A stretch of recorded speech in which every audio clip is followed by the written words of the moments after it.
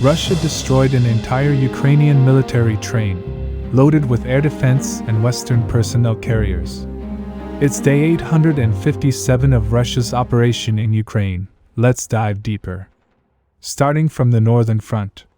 Ukrainian forces continue to counterattack with superior manpower, while Russian forces, while defending, continue fabbing Ukrainian positions on both axes. We have a lot of information about the Vovchansk axis, but let's first quickly cover the Lipsy axis. Here Ukrainian forces tried counterattacking near the Hlibuk and Lukyanzy. However, Russians are defending their positions very well. We see regularly they are able to destroy Ukrainian equipment around the Hlibuk.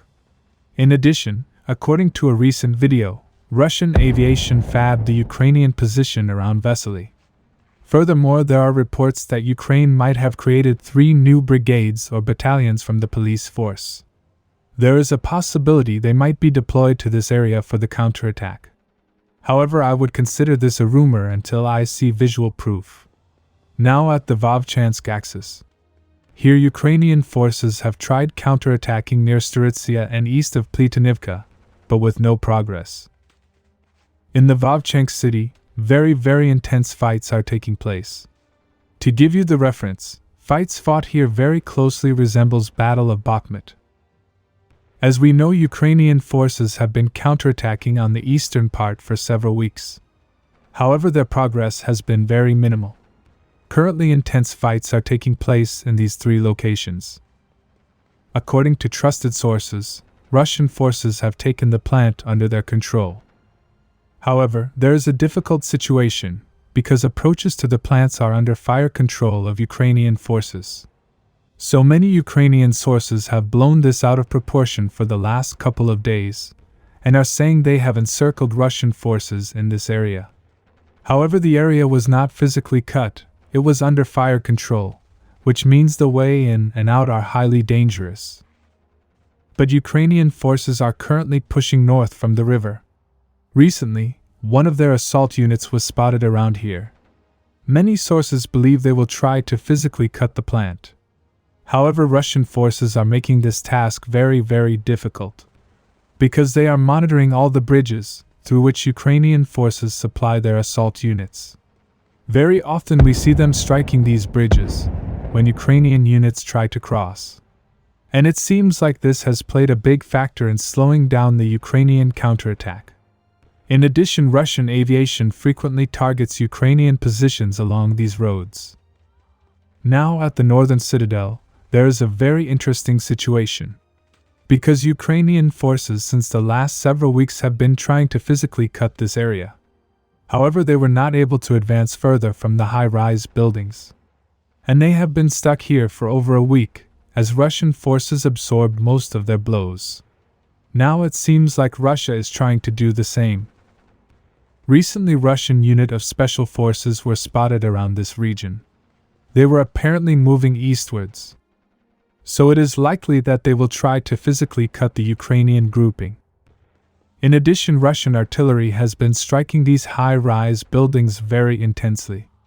I have seen footage in which, in just a couple of minutes, around 22 very precise direct hits were recorded. To many of you it may look like there is not much going on, as we only discuss the major stuff, but as you can see that is not the case. As I said earlier, fights here closely resemble the Battle of Bakhmut, where not one, but 2 sides are on the offensive. Before we move forward, to help our channel, like and subscribe. Now moving to the Terny sector. You might remember, Russian forces activated this front when they were attacking Avdiivka. And they did find a big success, but in the next couple of weeks, Ukrainian forces started to counterattack. And now it has been a couple of months they have been counterattacking eastwards. However, they recently found notable success, as they were able to take this area under their control. However, in the next few hours, Russian forces surprised them. According to the trusted sources, Russian forces launched a wide push on an 8 kilometers front, and they were quickly able to penetrate up to 2 kilometers, and took this area under their control. Currently, we don't know whether Russia will continue to move forward. But I think they attacked this because they want to distract Ukrainian units that were counterattacking near Terny. So they would send some units to this front for stabilization, and as a result help Russians that are defending near Terny. Now moving to Chasivyar sector. Russian paratroopers continue to push Ukrainians to the other side of the canal. However, in some areas, they are very successful while in others, they are slow. Near the Kalinina, you might have seen the footage of Russian DRG heading back to their positions after using the canal pipelines. And for those of you who don't know, Russian units often use these pipelines to cross undetected and attack the Ukrainian positions. However, in past weeks, Ukrainian forces have become aware of this trick, and they often keep a close eye.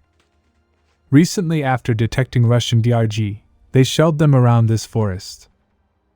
However, there is a bit of an argument about who controls this area. To me, it seems like Russian forces control it, or at least there are no Ukrainian forces in the area. If we look at the video, we can see that a Russian DRG unit crossed the forest without any ambush. If there were Ukrainian forces present in this area, don't you think they would have ambushed them, as they had already detected them with the drone? So I think this area is under Russian control. Now at the Canal micro-district, Russians are making slow progress. Currently it is said only around 10% of the district is under Ukrainian control.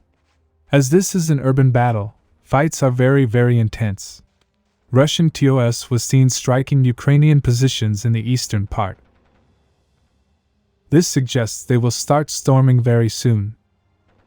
Now in my previous report, we saw how Russian forces destroyed an entire M270 unit with a timely Iskander missile. At the end I said Russian surveillance is on point, as these types of strikes need pre-planning. And today we got another event supporting this claim. Apparently while performing surveillance near the Zaporizhzhia, they discovered the Ukrainian military train, full of very valuable equipment being unloaded. According to Russian sources, the train was carrying equipment like US-supplied personnel carriers, air defense system, BMPs, and several other pieces of equipment. Soon Russia launched an Iskander missile on the train, and it was a perfect hit. However, due to the quality of the footage, we don't know the exact damage. However, Russian sources claim they were able to destroy the train along with Ukrainian personnels. Subscribe for more frontline updates. Let me know your thoughts in the comments down below.